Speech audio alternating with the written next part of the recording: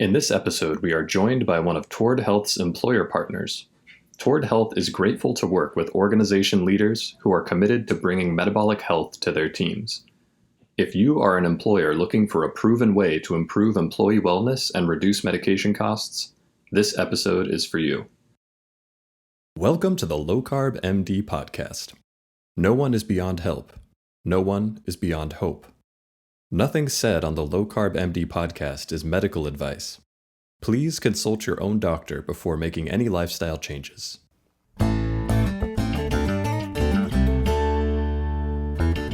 Welcome to the Low Carb MD Podcast. Brian is going to be so upset that he missed this. I have the honor and the pleasure of interviewing Mr. John Roop, who is the CEO of Capital City Fence, who's gone through his own metabolic health journey, and now he's spreading that in the workplace. And just a little bit about him: he's from the Indiana area, and he did his undergraduate at Indiana University and went to law school at Indiana University. And he has been working in the fencing industry for several decades now. And I'm excited for you all to hear his story, his personal story, sort of what he overcame, how he debunked nutrition lies in his own life to reclaim his health. And hopefully we can go into how he's spreading that into the workplace and some other interesting topics that we'll certainly bring up. So thanks for joining us, John. Thank you. So I'm just curious, I know the answer to this, but I want the listener to sort of hear it. Can you talk? We met several years ago in Boca, and you told us, you told me and some of the staff who was at that event, the SMHP Low Carb Boca conference, about your personal journey and what you went through. Do you mind starting back maybe with how your metabolic health deteriorated over your lifetime and how you started to reclaim your health? Sure. So I would describe myself as kind of a social eater with a little bit of an emotional component to it. I'm 6'5". I played high school basketball at 185. Went to IU for undergrad. Graduated from IU. I'm 58. I graduated from IU in 88 at about 195 pounds. And then I started law school and graduated from law school at 245 and started practicing law in 1991 in Indianapolis with a big firm, and pretty quickly went to about 275. And I was 275 forever. And I knew absolutely nothing about nutrition. But I knew I would sometimes get a weak spell, and I had to do something to manage that. And I had several different, looking back on it now, I know my glucose had spiked, my glucose had crashed, I needed to hit a glucose. And I developed, 3 or 4 things that I would do during those times. The most common of which, as I look back on it, was absolutely gross, which is I would take an entire ring of Ritz crackers and put them in a 32-ounce tumbler and fill that with milk to help manage a glucose spike. So very shortly after starting to practice law, 275 was 275 forever, was very comfortable there. In 2006, I snapped my Achilles playing basketball, and that was really a pretty huge change in my life. I went to 325 shortly thereafter. In 2015, I'd gone through a period of several years of just not being able to sleep. I had a doctor who had put me on Flomax. The Flomax, I had every possible side effect from the Flomax. I was up every 30 minutes using the bathroom at night, and the Flomax took a bad situation and made it even worse. I had a buddy who tell me, "Hey, Roop, you don't have an issue with that, your issue is you need a CPAP. I bought a secondhand CPAP and started using it in 2015. And for the first time in several years, I actually slept 4 hours straight. And that kind of got me thinking, well, maybe medicine's not the right answer to everything. About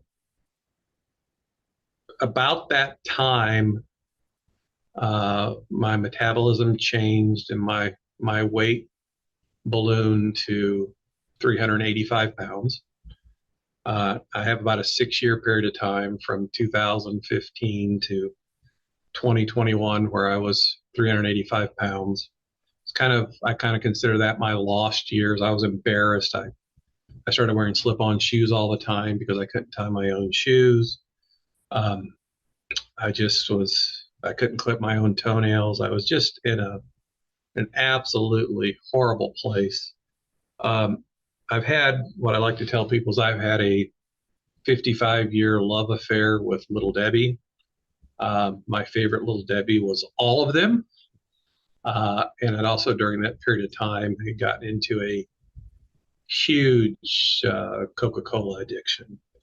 And for days, I probably drank the equivalent of 6 or 8 Coca-Colas in a day. And I would get up in the morning and stop by at 6:30 in the morning and pick up 2 bagels from Einstein's, a 44-ounce Coke. 9:30, 10 o'clock, I was looking for another hit of what I now know was glucose, have my lunch. And then really the rock bottom came for me in the fall of 21. I was watching a Notre Dame football game, and the commentator said, Notre Dame has the largest offensive line in the history of college football. And not only is the line as a total the biggest of all time, each individual lineman is the biggest lineman ever at each position. And I was 30 pounds heavier than the biggest guy. And that really impacted me negatively. And I thought, man, I got to do something to change. During that time period, I'd just gotten in a really bad habit of 2:30 in the afternoon, a couple hours after lunch, leaving my office, driving to a White Castle that was about half a mile from our office to get a 40-ounce Coke. I really liked the Coke from White Castle. And then that led to me creeping into small chocolate shake with the Coke, and then a couple sliders with the Coke. And absolutely, as I look back on it, just an absolutely nutrient deficient diet full of glucose. So the day after Christmas of 2021, I told my wife, I said, honey, if I don't change something, you and your second husband are going to have a great life. During that time period before that, Sharon Charles, who's an office manager for me, Sharon and I have worked together for 30 years. She's had her own weight struggles. She had been on keto. And of course, being the idiot that I was at the time, I was telling her, this fad diet, this stupid diet, this is nothing. This is a waste of your time. But what I noticed with Sharon was as she lost the weight, her mental clarity, her production, her just ability to do things went through the roof. She was already a very high producer, and her ability to get things done just went through the roof. And also in 21, we lost my dad, and my dad had struggled with Alzheimer's for about 10 years. Alzheimer's is rampant in our family. And I started to read a little bit about the connection between diet and Alzheimer's. Didn't understand it. but I knew there was something there. I just, more than anything else, knew what I was doing was not going to work long term. So it sounds like a lot of different things were coming together at once. You had enough, you were sort of feeling the physical ills of being in a bigger body, being, just needing to lose weight. You didn't feel well, you're concerned about sort of dementia. I'm just curious at that time, because same way, I slowly grew to a big size. What were your doctors saying? What was your healthcare team saying? What were your friends and family saying? What did that look like? You don't feel well. You're in this big body, you're having trouble tying your shoes, and you're just not at your potential. So what is everybody saying to you? Well, I would just tell you, my wife has been incredibly supportive of me my entire life. Up until that point, she had followed more of a Mediterranean diet. She had tried to get me going in that direction. I tried Nutrisystem. I tried Weight Watchers. I tried all the other things. Nothing really worked for me. Our longtime doctor had retired. I had been undoctored for a short period of time, and then we struggled to find a primary care doctor. Finally found one, and he gave me the advice of eat less and move more. And I'm like, okay, I feel like crap. What does that mean? What does that mean? So December 26th of 2021, I told my wife, I said, if I don't change, you and your second husband are going to have this great, great life. Sometime around that time, I got an email about Boca 22, the low carb conference. And I had no idea what it was. I had no idea what it meant, but I kind of signed up to go in blind faith. And it changed my life. It absolutely changed my life. I'm not one for do it this way. I always want to know the why. Why are Little Debbie's bad for me? Why is Coca-Cola bad for me? Why I should be eating this way instead of eating that way. I would get the box of Nutrisystem food, which I tried a couple of different times. And I would eat all the stuff out of the box I liked the first 7 days. And then I'd eat the standard American diet for the next 23 days until the next box came. The Weight Watchers, the counting points and stuff, I never understood the rationale behind that. I never understood the reasoning behind that. When I went to Boca the first time, I just started to learn, and I became captivated by this. One of the amazing things about the SMHP, I think, has been which puts on this Boca. The SMHP is the Society of Metabolic Health Practitioners, which puts on these conferences, is sort of blending the lines of being an educational seminar for doctors and dietitians, but also having enough amazing content that can reach just the lay audience. You can be anywhere from somebody who's just curious to an experienced physician or experienced scientist and still take something away from these conferences. So you just sort of on blind faith decided, let me go check out this conference. And you go there, and what was a couple of the ideas that really said, I need to change? Like what were those key critical points that made you say, wait a second, this Coca-Cola I'm doing every day has got to go? What were those key points? I would tell you the first thing that was said in Boca that in 22. So I've been back in 23. I've been back in 24.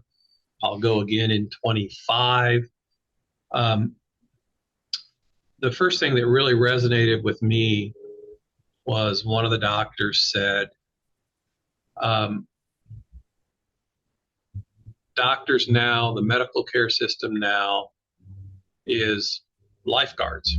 If you're drowning, they're going to jump in the pool and save you. But what we need is swim coaches. Occasionally we're going to need lifeguards, but in everyday living, we need swim coaches to teach us how to swim. And I realized at that time that I didn't know how to eat. I just did not know how to eat. And that kind of spurred me on to my journey. When I came back from Boca in 22, I said, man, I'm going to be in a lot better shape when I go back in 23. I'm going to be in a lot better shape when I go back in 23. And I will tell you, I know Brian couldn't join us, but a shout out to Brian, because that first time in Boca, the first Friday night dinner in Boca, he sat down at my table.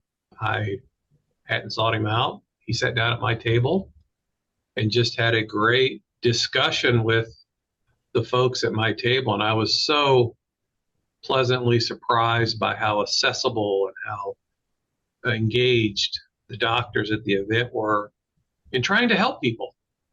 And as opposed to, here's a pill. That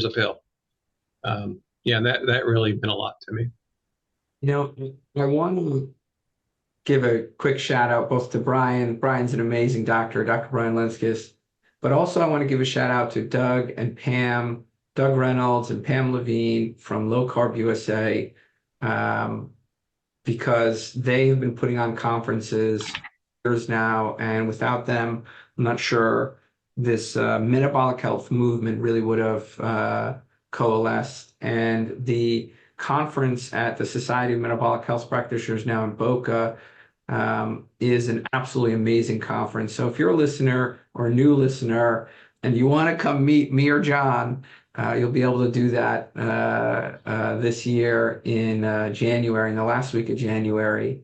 It's an amazing conference. So shout out to Low Carb USA as well, and the Society of Metabolic Health Practitioners, because they've changed a lot of lives, and they've changed a lot of doctors. That's the thing, right? We're not going to be able to just do this change metabolic health for everybody.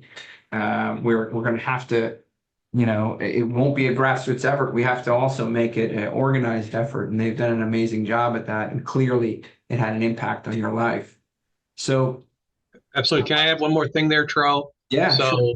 I was very concerned the first time I went that the content might be far above my head, because about, I would guess 75% of the room is family doctors, cardiologists, GPs, obviously.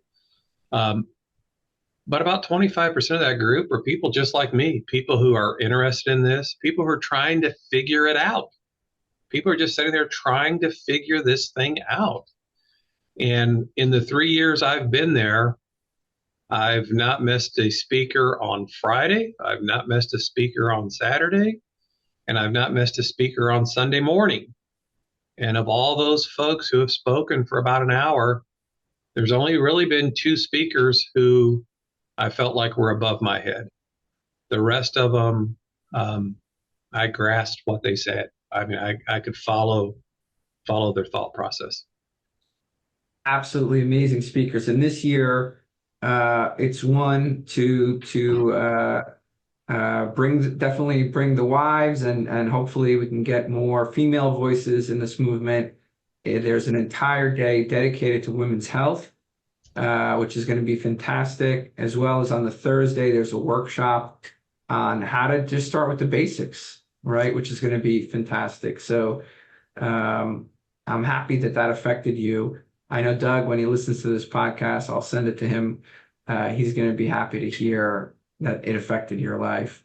So, Yeah. so you walk away from this conference, and I'm curious, because the food there, not the, Doug is going to be really happy because the food there is amazing. I mean, you can actually eat so well and so richly, and gosh, you walk away from that like, this is a diet? Doesn't feel like a diet. So I want to know, when you walked away from that conference, what did you do different? Where did you start? Okay, well, before we leave the conference, the Friday night oxtail. I had never had oxtail before in my life. It vaulted to the top of my food pyramid. I cannot eat enough of that when I'm there.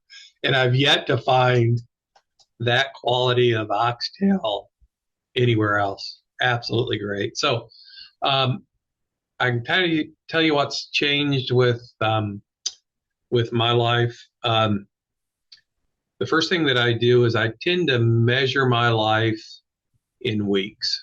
I measure my health life in weeks. I'm a very firm believer in wanting to measure health span and not necessarily lifespan. My dad lived to 79. He got sick at 69. The last 10 years of his life were rough. The last couple of years of his life were really rough. He was happy through all of it, thanks in large part to the care my mom gave him. But I'm really focused on health span more than anything else. So I try to pick, I kind of have an overlay of two things. I try to pick one very minor thing to change a week. I'm of the opinion that it took me 55 years to get to 385 pounds. I'm not going to get where I want to get overnight. My goal is to lose 2 pounds a month, 24 pounds a year. So I'm at 313 pounds right now. So I'm a little ahead of schedule. I've lost 72 pounds since December 26th of 22. And I just, or December 26th of 2021. So 3 years, 72 pounds. I'm right there right now. I do my blood work. So I try to change something very minor every week. Overlaying on top of that is I do these deep dives into topics that just interest me. And that deep dive might take a week. It might take 2 months. So I probably have watched 3,000 hours of YouTube videos. I did a huge deep dive into low carb initially. And then I did a deep dive into fasting. And that fasting kind of led me to autophagy. Did a huge dive into autophagy. I probably studied autophagy for 2 months. And then that kind of led me to electrolytes. And I did a huge study on just electrolytes and the functioning of the heart and how the electrolytes cause the heart to pump. And then I did probably the longest study I've done. I did on sugar and fake sugar.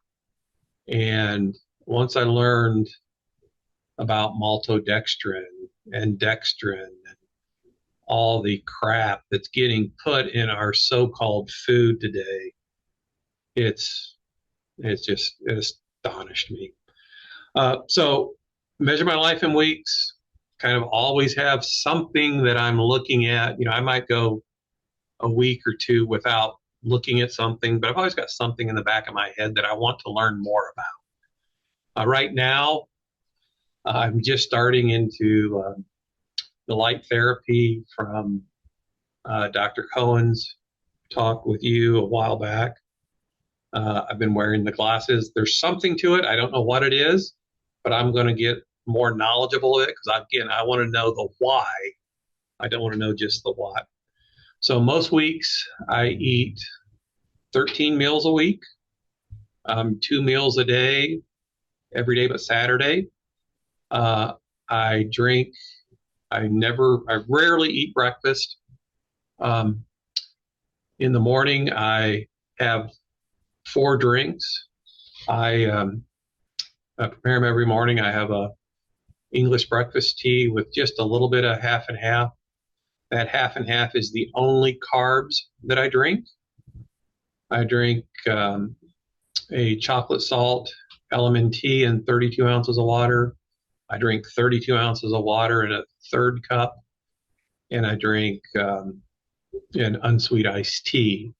So those 4 drinks, I have thermoses set up for each of those 4, and I put those in my truck every morning, and I drink those between when I leave home in the morning and lunchtime. I eat 13 meals a week. Most weeks, 8 or 9 of those meals will be out. And I've figured out how to do low carb pretty much everywhere but Chinese food. I just struggle with trying to be low carb at a Chinese restaurant.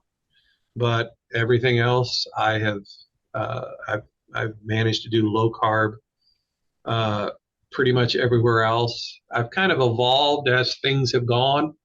I used to snack a little bit.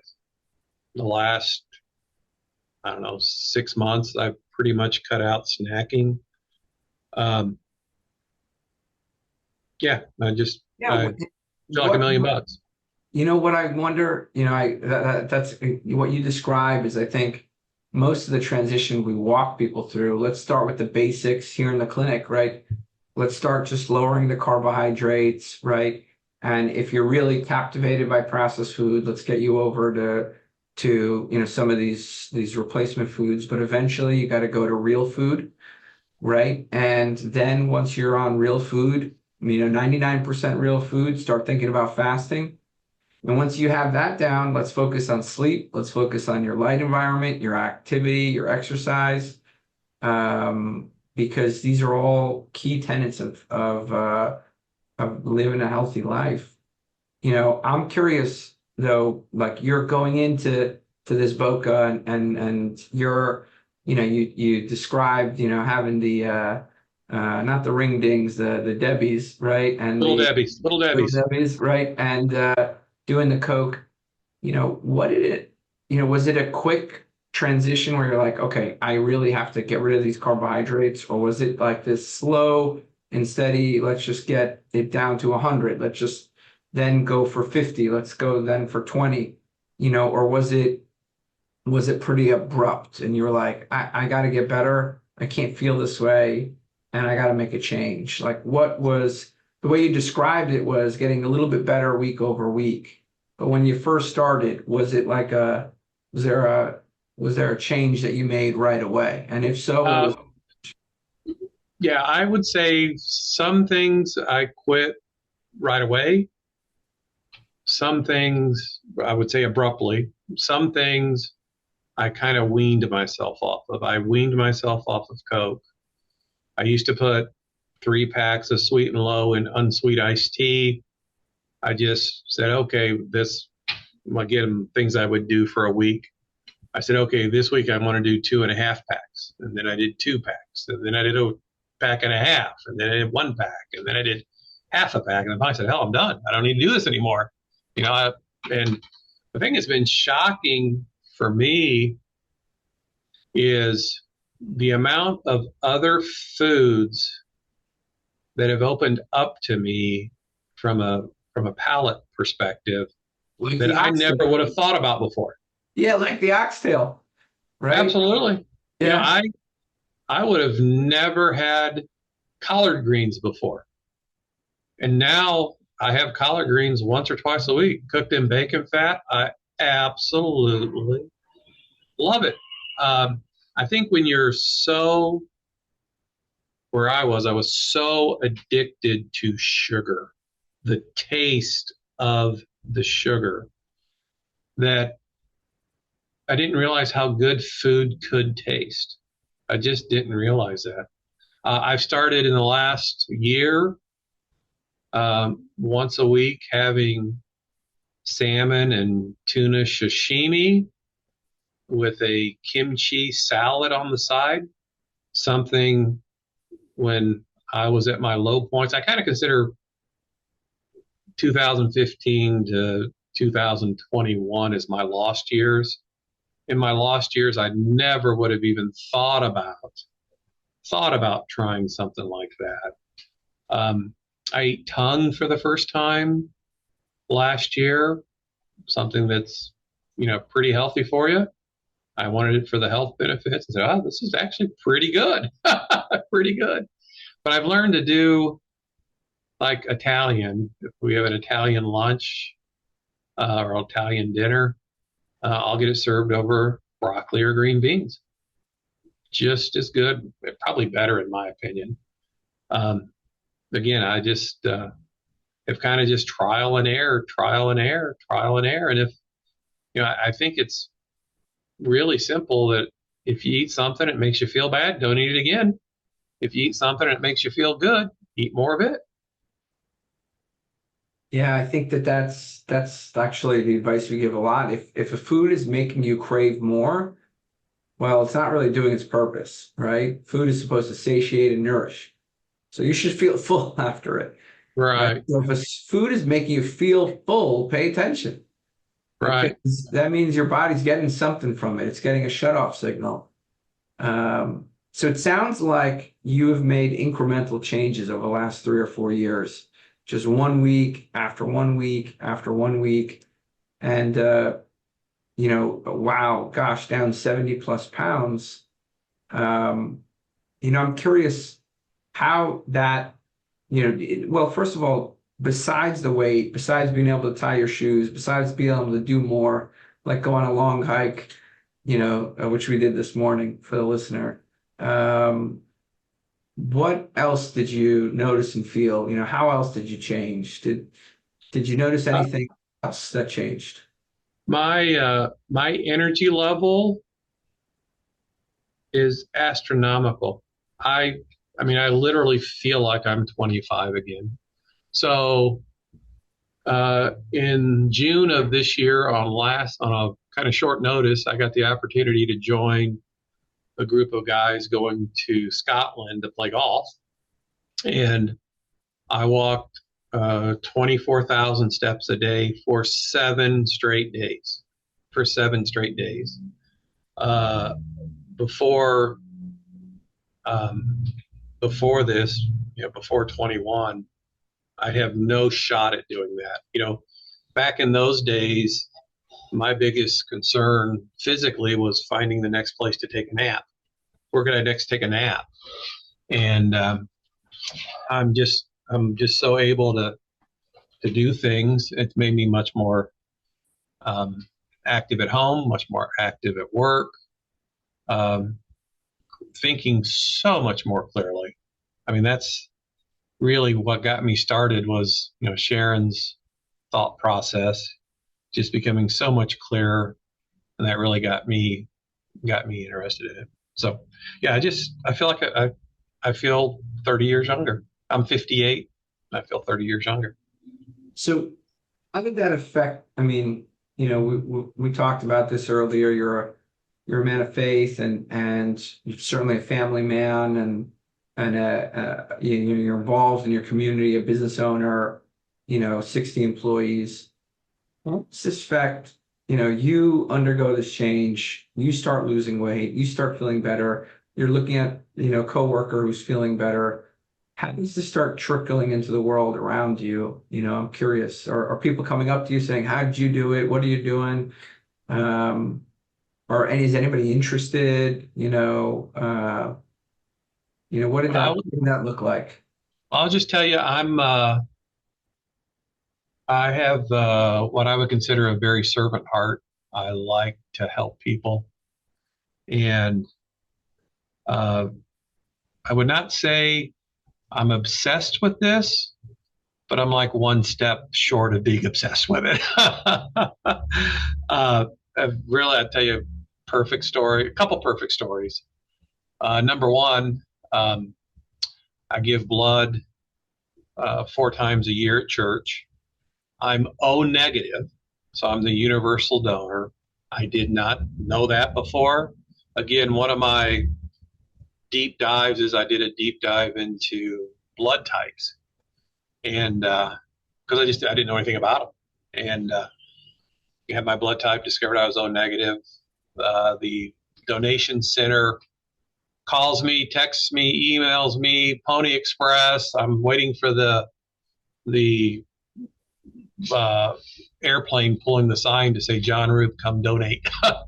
So I'm giving blood one time, and the young lady asks my weight, and I say, I'm this. And she goes, wow, you're down 20 pounds from the last time you gave.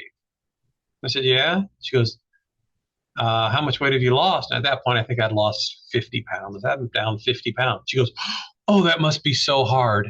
And I said, no, it's actually been the easiest thing I've ever done. Incredibly easy. And there was a gentleman in line behind me.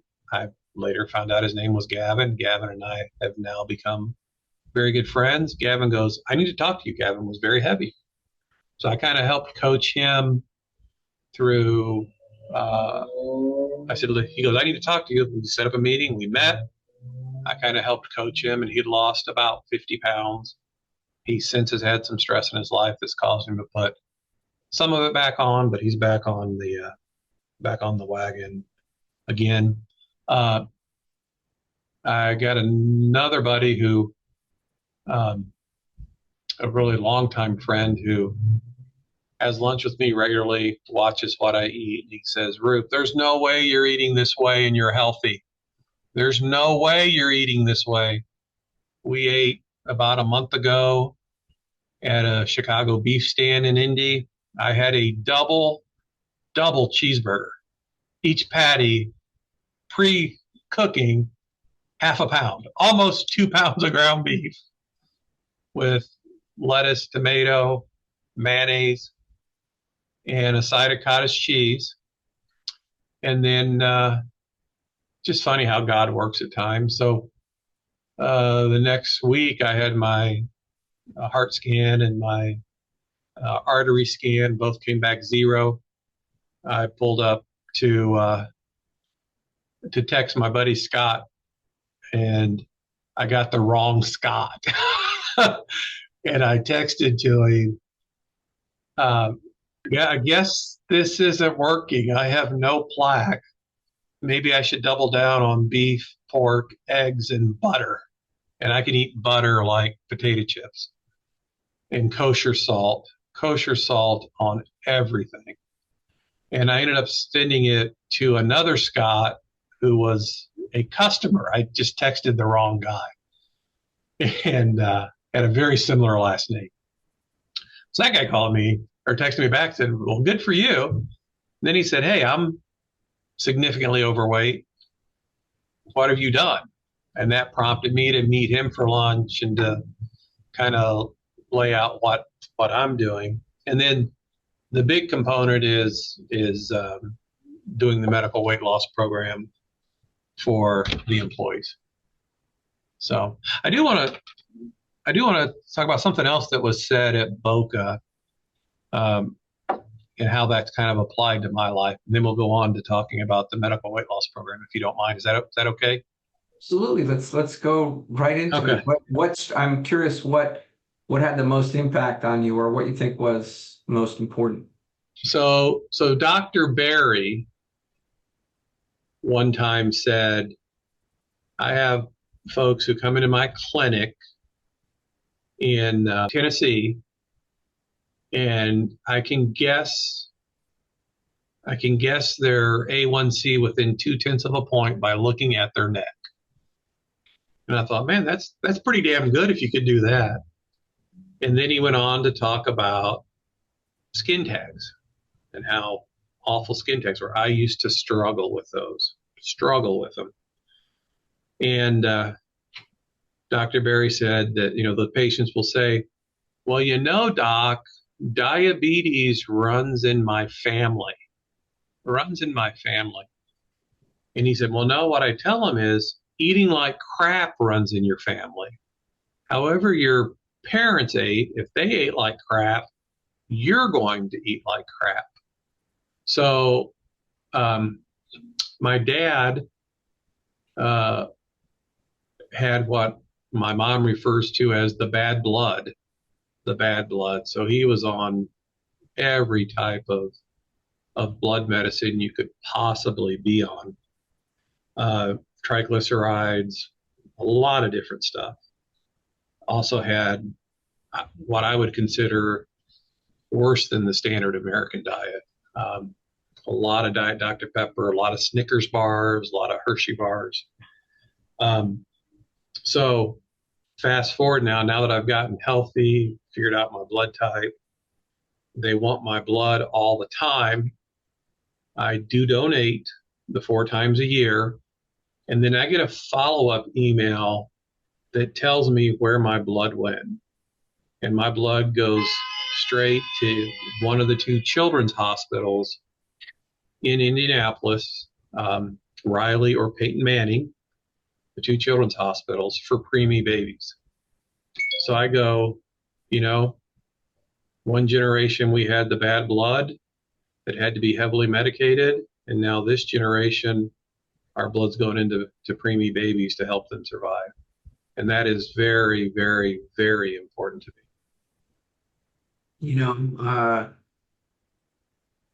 It's amazing. Like, I think when people,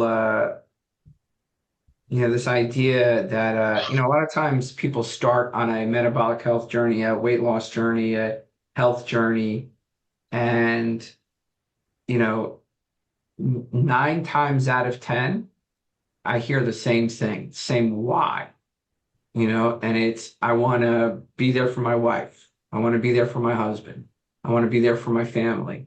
I want to be an example for my community. I want to be an example for my kids. I want to be an example. It's always this sort of altruism. It's never, I rarely hear, I want to, sometimes 1 out of 10 times you hear, I want to look good for, for the wedding, or I want to look good for, sometimes you hear stuff like that. But most of the time it's just sick and tired of being sick and tired, and you want to get better for yourself, and then you want to be there for your family. And then it starts to spread. That person's life gets changed, and it starts to spread, and it starts to trickle into their congregations. It starts to trickle into their families. Well, I don't know, good or bad. In the beginning, I remember my family would have liked me to just shut up with that diet already, but it starts to trickle in. And this sense of like giving back, it just strikes me as the more you feel well, the more you want to spread that feeling of wellness. Right. So it's the same thing with donating blood. It's like, I'm good. I can give that blood to somebody. It's like a way of, service. Right. Described it. So I'm curious to come back, like, just, did any of it trickle into the congregation? Did any of it trickle into the family? Did any of it trickle into other parts of your life? I know we'll get to work, but I'm just curious, did it trickle into, you mentioned this friend that you really helped out, who you just happened to text the wrong person. Right. Did you see it trickle into other areas? Well, my mom, after my dad passed, I got her started on low carb, and she has lost and kept off about 45 pounds. And she feels much better physically than she did before. She was also on a bunch of medicine that we have described her off of a bunch of the medicine. So I wanted to go back to your about weaning off of some stuff. Yeah. I told myself some things that helped me on kind of the weaning off. So I kind of settled on this 2 meals a day every day but Saturday, 1 meal a day on Saturday. And for the longest period of time, I would tell myself, hey, I'm going to have a carb on Friday to help me prepare for fasting the next day. And then I'm going to have a carb on Saturday to help me recover from the fast. And I did that for an extended period of time. And my carb might have been a baked sweet potato with a bunch of butter on Friday night, and then maybe a small bowl of macaroni and cheese, a small cup of macaroni and cheese on Saturday night. And I did that for, like I said, an extended period of time. And then I just went, I really don't want that anymore. I don't want that anymore. My greatest weakness, the thing that gives me the greatest dopamine response with food is kettle potato chips and French onion dip. And I'm not a potato guy. Otherwise, I could not care less about a baked potato, fried potatoes, any hash browns. It's just not anything that does anything for me. When I do have breakfast out, I'm thinking of, and when I have dinner out, I'm thinking of the eggs and the bacon, or the steak and the salad. Those are the main components of that meal, and I'm just forgetting the extra stuff. I don't want the potatoes. I don't want the bread. I don't want to have the extra stuff. So I've kind of developed about once every three or 4 months, I'll be out and I'll get chips and dip, or we'll be at a Mexican joint and my wife and I'll get chips and salsa, chips and guacamole, chips and queso.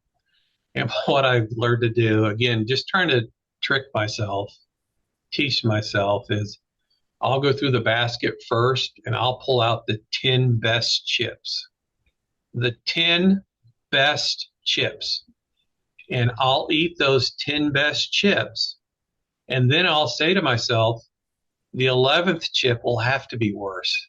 There's no reason to eat another one because I just had the 10 best chips. And when I first got off of Coca-Cola, I don't do it anymore, but I did it for an extended period of time. I convinced myself that it wasn't the sugar, the caffeine, the taste of the Coke that I missed. It was the carbonation. So I started buying the Kroger store brand carbonated water. Nothing in it, just the carbonated water. I liked the cherry, or the cherry lime flavored. It has just a little bit of flavoring in it. Huge carbonation, far more carbonation than Coca-Cola. And I would just keep those around. So if I got an urge for a Coke, I had a bag in my car that was full of these seltzers. I'd just go grab a seltzer and drink it. So that and I'm now kind of weaning myself off of that because it's just, I no longer believe I need it. We have a motto in our practice. It's called replace what you can't restrict, right? That's our motto, replace. If you are having difficulty getting off of Coca-Cola or Mountain Dew or, the chai latte at Starbucks that has 60 grams of sugar, like we talked about earlier today, if you're one of those people, figure out something that you can replace it with that makes that transition easy. And you did that, and it worked like gangbusters. You brought in seltzer. Sure, it was flavored. That's a whole nother can of worms, but it's a good switch. Right. And it's giving you that sort of fixation that you may be looking for. Or if you're used to getting that chai latte, consider that English breakfast great coffee, or great tea in the morning, or Earl Grey tea in the morning. Instead of that chai latte. Or we do that a lot of times with food. If you're doing with the chips, like okay, you're gonna go to the Mexican restaurant, you're gonna have some chips, so just keep a lid on it, keep it small and contained. And if you want to eat more than that, it's probably not because your body is hungry, right? And it's not because you like the taste. If you like the taste, you already had 10 good tastes of that. You don't need any more. Right. So usually it means, wait a second, there's something else here that needs to be addressed. And it looks like you took care of that. You're sort of in the moment, you're present with your food, eating, You're thinking about it. If I really want it, you're not overly restricting. You're like, all right, I'm going to have some. It's going to be 5 bites and then I'm done. And the things that you're really struggling with, you're finding a path to abstention, which is harm reduction approach. Like, let me just, replace this thing with something a little bit healthier for me. These are like absolute tenets of obesity management, and you implemented them, and this is what we do in our clinic every day. Yeah. So let me just tell you, one of the things that I don't do as much as I would like to, but I still do quite a bit. Most of my meals are out. My wife works. She works late a lot of nights. So my lunches, I try to make my lunches bigger than my dinners. And a lot of times I know in advance where I'm going to have lunch, particularly on Tuesday, Wednesday, and Thursday. And on Sunday night, as I'm planning out my next week, I will write in my calendar what I'm going to have to eat, because I make bad decisions when I'm rushed, when I'm stressed, when I just show up and make my decision then. If I've already know where we're going, I know what I'm going to get. I don't even look at the menu. There's no reason to look at the menu. I know if I go to Ale, I'm going to have the boneless charred wings and a salad with blue cheese dressing. I know if we go to Longhorn, I'm going to get the chopped steak with onions and mushrooms and no garlic sauce, and air fried Brussels sprouts and a salad with no croutons. It just becomes very easy to plan that out. And I really, a couple of the rules that I tell myself are, you have 21 eating opportunities a week. I don't have to win all 21 of them. I just have to win the next one. Just the next one. And I consider a fast the ultimate win, a good low carb meal the second most important win. But when I do stray, which any longer is not very often, I never go back to back. I never have 2 carb meals back to back, because I have about 4 or 5 meals that are reset meals for me. So if I have those 10 chips and French onion dip for lunch today, I know for dinner tonight, I'm going to hit one of my reset meals that I know is a low carb meal, and I'm going to do that to get me going straight again. So you should tell the listener we're going to go to an all-you-can-eat Brazilian steakhouse. There you go. Ribeyes around, baby. Definitely going to be a reset meal, I think you're going to marvel. I went on a cruise with Brian, the Low Carb Cruise. Shout out to them. Anybody who wants to join us, come in Alaska this June. But you're going to be impressed at what you see, John. I think that's what's going to happen. Good. So you implemented harm reduction, besides just incrementally improving. You did some harm reduction. You really put boundaries around foods that you knew that maybe you wanted to taste and you wanted to still include, but you kept these tight boundaries around them. And it sounds like you always gravitated towards rich food. I mean, you like oxtail and you're trying tongue and it sounds like the over time, you've approached something closer to a real food, very low carb diet. Would you say that that's the most accurate way to describe? I would say that most days, so I have a couple diabetics who work for me, and they're instructed by their dietitian or nutritionist to stay somewhere between 150 and 175 carbs a day. My guess is I don't get that many carbs in a week. I am as low carb. Dr. Sivas said in Boca one time, and this really, really,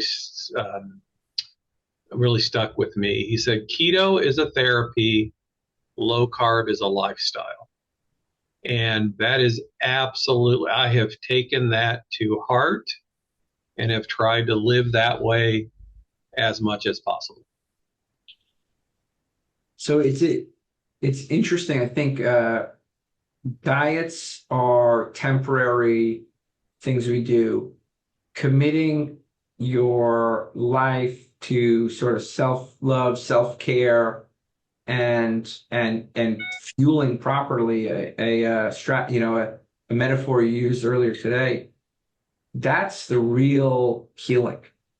The real healing is like, I am committed to being healthy for myself and for my loved ones, and everything else stems from there, in my opinion. Yeah, I think it's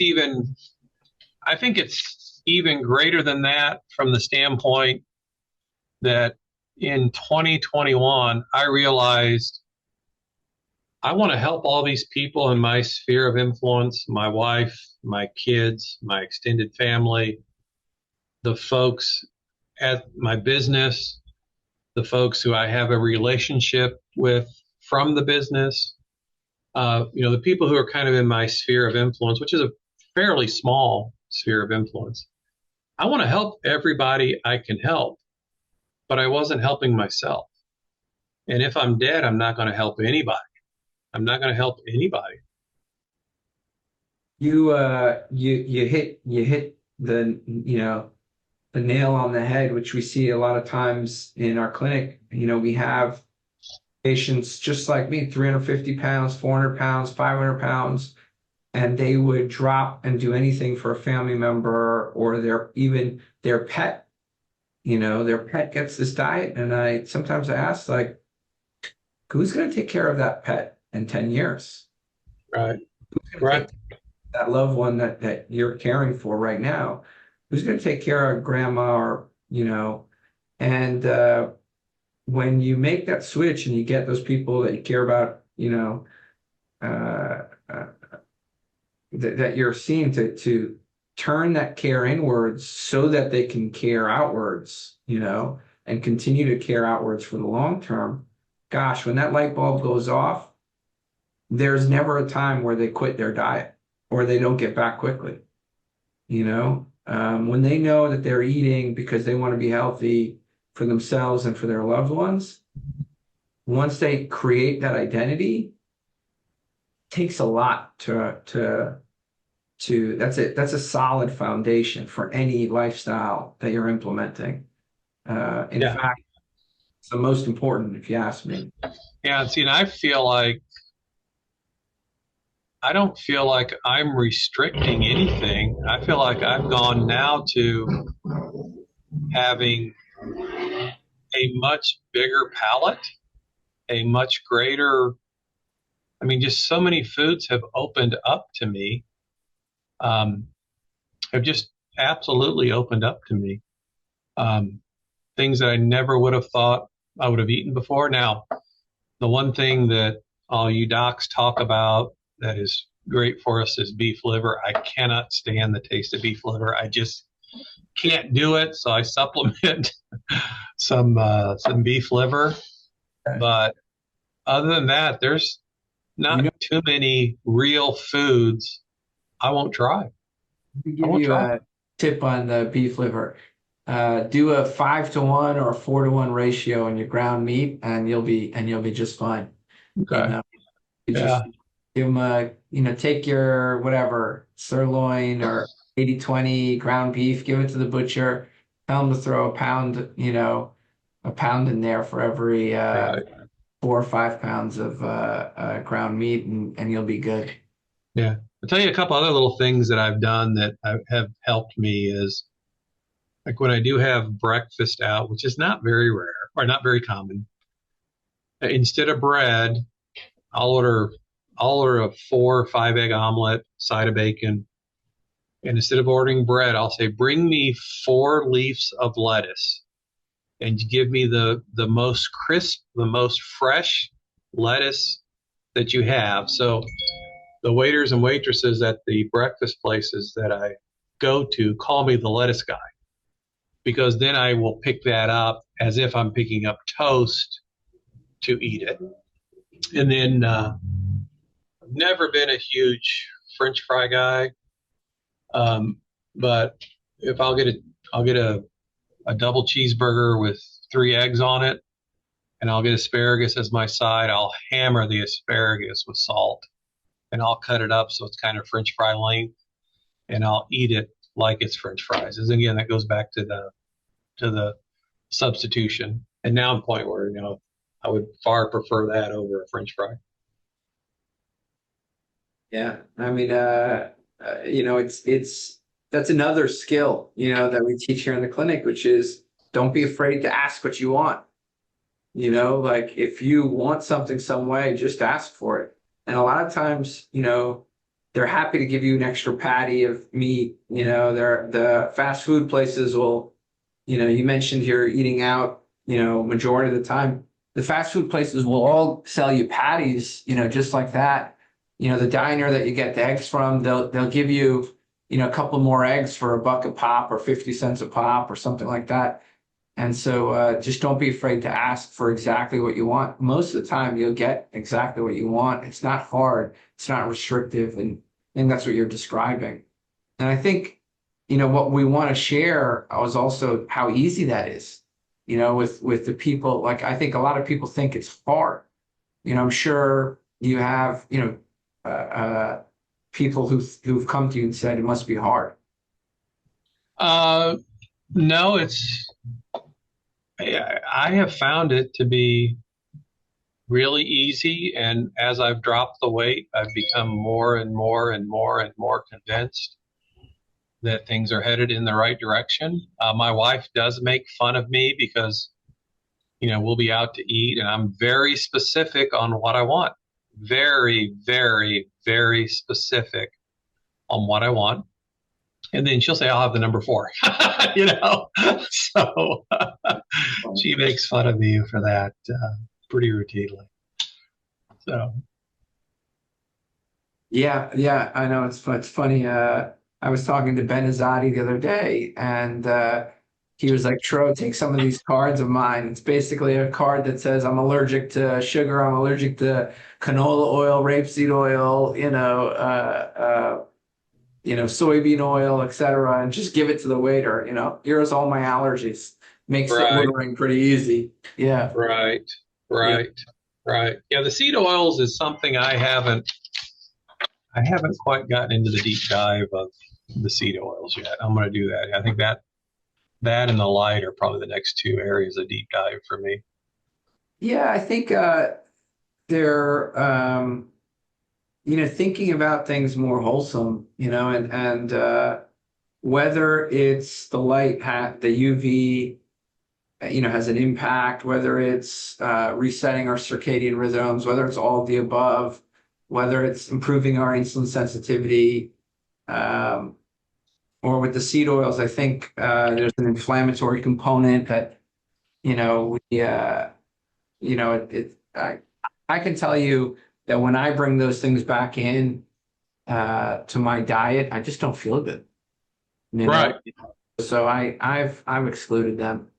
I tell people this, when you eat carbs, that triggers your body to retain water.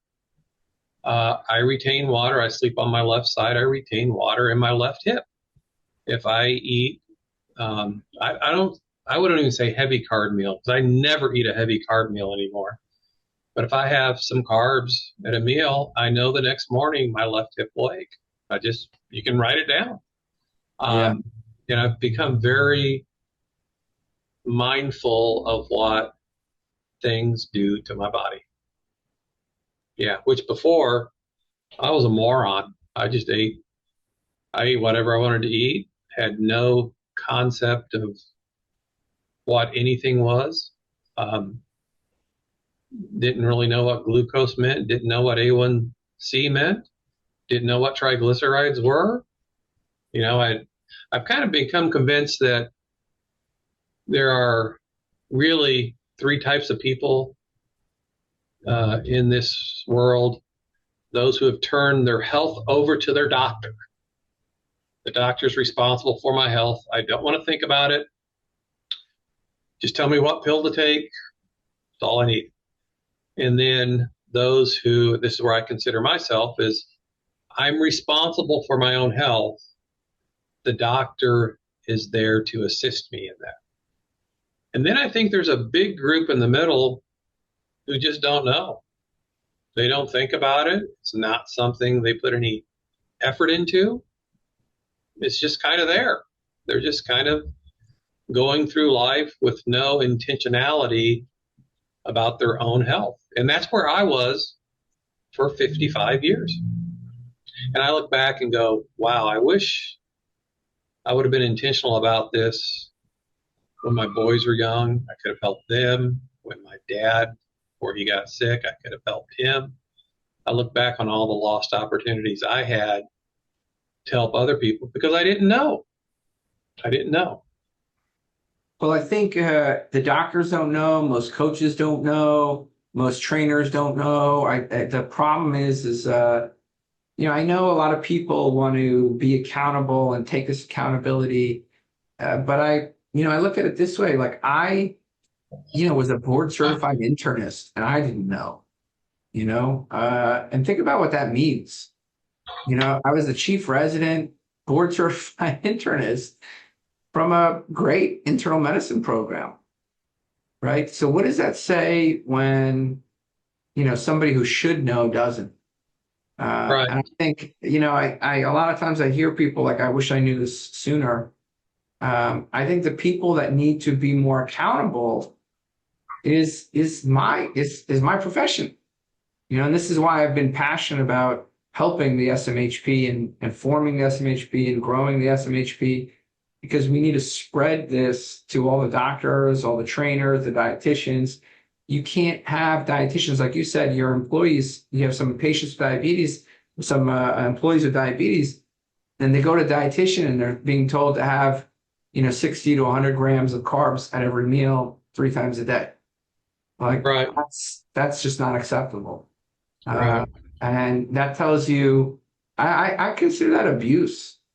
I mean, I don't know if that makes sense, but like, telling somebody who cannot tolerate blood sugar, like their blood sugar cannot tolerate these foods, to go and have 60, grams of carbs per meal times 3 meals. It's not acceptable. And so I hope that we. But I also think, yeah. But I also think in that environment, if you're the type of person who said, I'm turned my health over to the doctor and I'm just going to do whatever whatever he or she tells me. Again, I think that's where you should always ask why. Yeah. Why should I have 60 to 80 carbs a meal? Why?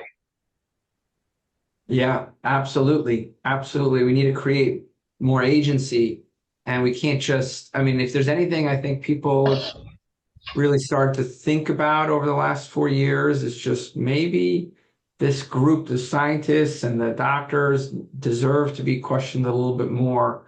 And it doesn't have to be, it could be a discussion. It doesn't have to be contentious. Right. Explain to me why I need these 20 medications, doc. Would you mind going through them one by one? Right. And that's something I've prized. I work with, Dr. Laura and I, and, we've had the great honor to really work with and on the SMHP board and together in this practice, focusing on just prescribing meds when absolutely needed. Like, I feel like that's how it should be, but it's rare, it's rare. Right. Yeah. It's one of those things. Well, maybe we can finish off any other areas that you want to sort of delve into in your own personal journey and your own, how it's affected your life, and any other bits of wisdom you could share with the listener. Oh, I would just say one of the main ways it's impacted me is I own my own business. It's a fairly stressful job.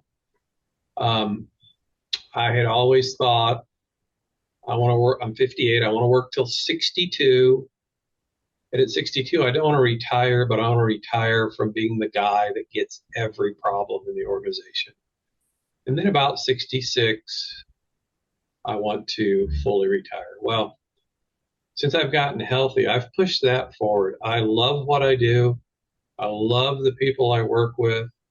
I have a tremendous team of people, and I think I could go easily to 70 as long as I continue on the path that I'm on. I like to tell people I work half days. I try to be at work by 7, and I try to leave work by 7 a.m. and try to leave work at 7 p.m. So I work half of the day. But as part of this whole process, I have been very intentional about finding an hour a day for myself. Whether that's a workout, I lift twice a week. Whether that's Pilates, I do that twice a week. Whether it's going for a walk, whether it's taking a quick nap in my car, stopping somewhere just to read, just finding some time to take care of myself so I can continue to help others. I think your story is echoed by so many that I've heard, and particularly one that comes to mind is Dr. David Unwin, who was going to retire. He's a GP, general practitioner in the UK, and he was tired. He was physically tired, and he was going to retire. He's like, I can't keep doing this. And then, he was inspired by several patients that he saw who turned their lives around and who asked him, why didn't you tell me about diet and its impact sooner? And why didn't you tell me about this? And their lives were changed. And he did it himself. He changed his diet, and he started to see that his patients were getting better. And he was like, I'm not retiring. There's no way I can retire. It's like he had a new, he got 20 years of work life added to him. And now he's done so much with the public health collaboration in the UK. We work together on a paper that's in submission. He's put on conferences. He's come to our conferences. We go to theirs, and it's like a new, somebody put fuel in the tank, and it sounds like that's the one thing you got in this is fuel in the tank. And one Absolutely. thing, we talked about this on the podcast, and the podcast we did with the CEO of the manufacturing company, Jay LaPierre, mentioned, the reason why he wanted to bring this into the workplace, bring metabolic health into the workplace, was he saw that his own productivity went up, that the productivity and the mental clarity of the people around him was just so changed. And he said, well, gosh, here's a situation where there's a win-win. We can get our employees healthy, and actually feeling healthy and better, feeling better, maybe even needing less, spending less on medications, but maybe by changing their diet, they'll improve their mental health, their physical health, and they'll be happier and more productive people. And before this was about 4 or 5 years ago when we got started, his company and ours, and we didn't know up until that point, John, the data had said actually employee health programs don't really work that well. Employee wellness programs, I should say. These programs where we spend dedicated money to try to help employees lose weight, help them become more productive, less work days lost, stuff like that. It never really panned out. And so we decided to bring CGMs and metabolic health to the sickest, people in his company, of 10,000, and the results were incredible. And I naively thought, and I shared this with you, I naively thought that it was a financial interest, and because a healthier employee costs less, costs the health plan less, but it's not that. When I really sat down with multiple CEOs and talked with them, they all said the same thing. When our staff, when our company, when the people are getting healthier, it's contagious. People are happier, they work better, they work more with more clarity, there's less issues, we're all working better, producing better. And this is not and the CEOs, they all tell me the same thing. This is not about saving money on prescriptions, which will bankrupt most companies that are self-insured. The prescriptions are so expensive. Januvia and these new injections are anywhere from $500 to $1,000 a month. These new classes of diabetes medications and weight loss medications. And I'm not knocking them. They're good drugs and compared to what we've had before. And I thought it was a financial, that this is a win-win. The patients get healthy, the company benefits by not needing to spend as much on medications, but that's not it at all. And all of these CEOs say the same thing. They say, Tro, you got it all wrong. Like, we don't care about the fact that we save money on prescriptions. That's great. That's like an asterisk. What we care about is our people are happy, healthy. A happy, healthy employee is working 50% more efficiently and taking less time 100%. off. I agree with you 100%. So I will tell you, doing the medical weight loss program at Capital City, most people have the philosophy, help me make this place successful and I will reward you greatly. I don't think that way. I think if I can help all 62 employees have a successful life, then the business has to be successful.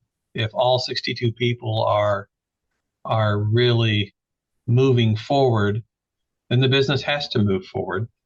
And I have a very simple definition of success. And my definition of success is making the right decision in every situation, every time. The right decision, every situation, every time.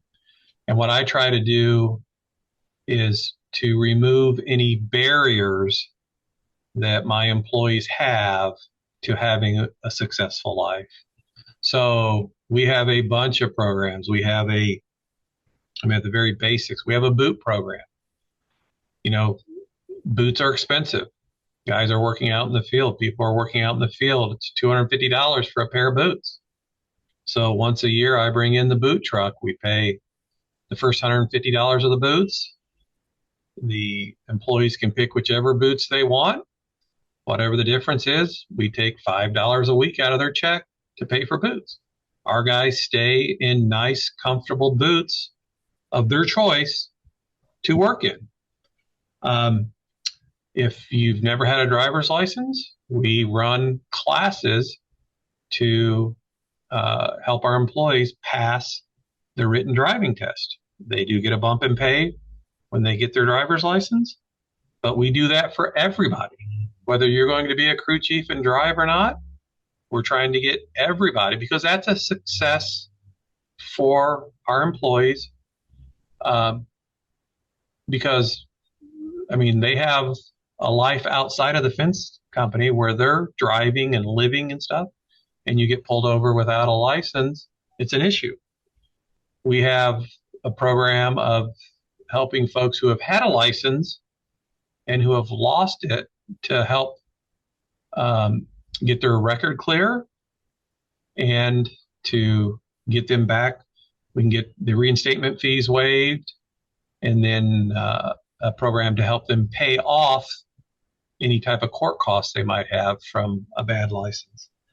I started many years ago an expungement program. I have several employees who were 19, 20, 21 years old, did something stupid. They now have a record, and now they're 31, 32, 33. They have a wife, they have a husband, they have a family, and they have this albatross hanging around their neck of this expungement. So I have a criminal defense attorney who will do them for $3,000 a piece. I pay $1,500 of it. I loan the employee the $1,500 for his or her half, and then we take $25 a week out of their check until that is paid off. We have a program called To Hell with Bad Weather Paychecks. So starting March 1st to December 1st is 40 weeks. If the employee will put $20 a week in for those 40 weeks, that's $800. If they leave it in until January 1st, as a company, we'll put $200 with it. And then in January and February, when we can't work because the weather's just too bad, we will dip into that $1,000 and bring their check up to 40 hours. So year before last, huge snowstorm, we were shut down for 3 days. Nobody missed a full paycheck because they weren't able to work because of the weather. We have a program for folks who are in the process of getting green cards. We have a group that we work with to help folks transition their cases, particularly asylum cases, to get their green cards. And then I'm in the process right now of, we have about 10 employees who are Spanish only, and we're going to start a program probably in the next month to help teach them English. We've tried a couple different things, and it just hasn't worked well. So I'm a very firm believer that if you want to install fence, work in the fence business, I want our place to be the best place for you to do it. And we do. I'm curious to hear. Do you think I'm new to you have a lot more experience in the business world than I do, and I think a lot of times you hear these big corporations sort of cutting, right? They're going to cut something, cut a service, cut the benefit, and it just sounds like over the years you've added, Absolutely. and you've added these things, and you're recommitting towards sort of employee welfare. How do you think that's benefited you? Because I think, there's going to be a business owner, there's going to be a CEO, there's going to be an HR director that listens to this podcast somewhere, and they're going to say, "That's great, John," but can you tell us how that benefits you? And because like me, 5 years ago, I didn't understand. Yeah. So how it benefits us the most is not a lot of turnover. People who really buy in to what we're doing tend to stay forever. So we had an employee who retired 2 years ago after 53 years with the company. We had an employee retire because of sickness about 10 years ago after 39 years with the company. We had another employee who retired about the same time after 30 years with the company. We have an employee who's working part-time right now who retired from full-time last December. He wants to make it till his birthday in March of this year, which will give him 46 years with the company. And then we have another employee who's going to go from full-time to part-time at the end of this year, and I think he's 38 years with the company. So I've been there since 95, and there's still 5 or 6 people who have seniority on me. And I think the employee side, I think what employees crave more than anything else is to feel like they're an important part of something special. I believe that with all my heart. So we really try to empower our people to make the right decision, not to make a decision, but to make the right decision in every situation, every time. So from a benefit standpoint, we pay really well. We pay 85% of the health insurance across the board. At the end of, and I kind of view the last quarter of the year differently than I view the rest of the year. So the last quarter of 22, the last quarter of 23, I paid 100%, had the company pay 100% of the health insurance for the employees. We have a very good 401k. We match dollar for dollar up to 5%. I know I violate all the 401k rules about talking to your employees about 401k. I'm heavily invested in employees being invested in the 401k. So Are you hiring, John? the last 3 years, we have done additional matches on top of the 5%. For the last quarter of the year, we've done a discretionary match. So we did it on a higher amount. I did it on a higher amount the last 2 years to kind of increase. We had good participation, but to increase the level of participation. The level of participation now is pretty strong.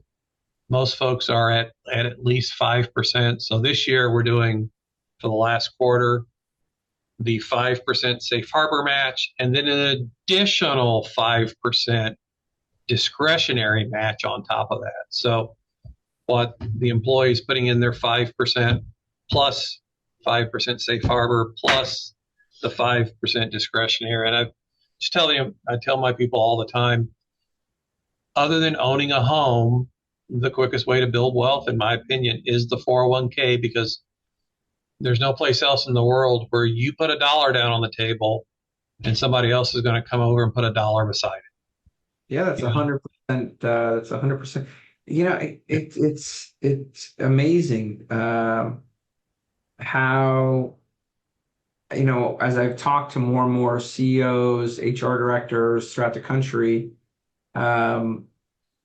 you get like, when growing up, or maybe I had a false conception in the New York area that, that these business owners are big fat cats or whatever. But I have come to completely, see another side of it again and again when I talk to CEOs all over the country, talk to their HR directors all over the country. It's the same message. We want a happy and healthy workforce. We want a workforce that is, and we want employees. They're our family. We take care of them like our family. I want to know if you're hiring. Do you need a medical director? How are you with a pair of posthole diggers? I'm ashamed to say I own Ryobi, so I can't do anything. The old joke that Ryobi is like but yeah, I could probably hold a post holder. It's a good work,out. It is. Yeah. And then I will tell you the other three things that I've been very consistent about doing is about 4 to 6 times a year, I'll do a spot bonus for the hourly employees. So on Fridays, I'll say, here's your paycheck, and here's another check. Here's another check. And I kind of view the spot bonuses as how much have you helped since the last time we did a bonus. So measuring a very short period of time to say, how much have you helped? And I like guys to max out on that. I like them to max out on that. I intentionally schedule myself so at the end of the day when the crews are coming in, My door's open for people to come talk to me.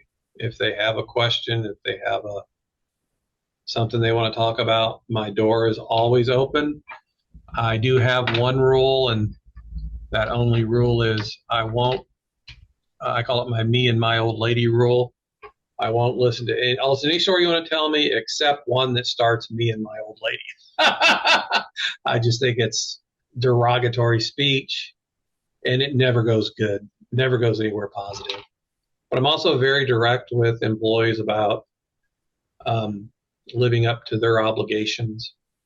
So if I interview somebody who wants to come work for us and they have kids and should be paying child support and they're not, I will make it an obligation of coming to work for us that they start paying child support, that they get in the system to pay child support. Again, I think that's something that is the right decision in every situation, every time. That's an obligation of yours and you should live up to it. And then I've helped many, many, many employees just to put together a financial budget for their house. Many employees over the years with that, something I feel very strongly about. Sounds like the key to good business is just being invested in every employee. I agree. Yeah. So then when in Boca last year, when you talked about what you were doing with the company down south, it just made sense to me that this would be another thing, that being heavy, being unhealthy is a barrier to your success. So what can we do for the employees to remove that barrier to their success, whether it's work success, personal success, family success? It is just such a barrier to success. Yeah, absolutely. And I think bringing, I think the concept of bringing metabolic health to the workplace is still pretty novel. What made you decide to go ahead with it? What was what said to you, this is something that I think is worthwhile. This is something I want to bring to my employees. This is something, because clearly something resonated, Well, I have 3 employees that are 3 folks I care about greatly, who I would, they might not be morbidly obese, but they're fairly close to morbidly obese. And just watching their struggles and knowing there was a better way, I really kind of targeted those 3. One is in the program. One was in the program, is no longer in the program, but has had some success. I've been very surprised about the tangential folks who aren't in the program, but who have their ears open and their eyes open and their ears on, and have lost weight kind of watching the program. And then one guy who has completely turned his health over to his doctor. And I just can't make progress with him. But I'm not giving up yet. But then we've got, I think 7 or 8 in the program now. One guy has lost more than 50 pounds and has not been to the gym. I don't believe he's broken a sweat. He said he has yo-yoed 50 pounds on, 50 pounds off for a long time. And he is shocked by how easy it's been. I talked to him a lot about, is it willpower or is it education? And we both agree it's 100% education.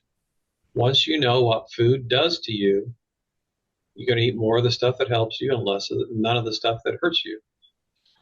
I have another employee who's not in the program, but we did a deep dive kind of as a group into sugar, and he did something very simple. He said, I'm not going to eat anything that has an ingredient that ends OSE or XIN.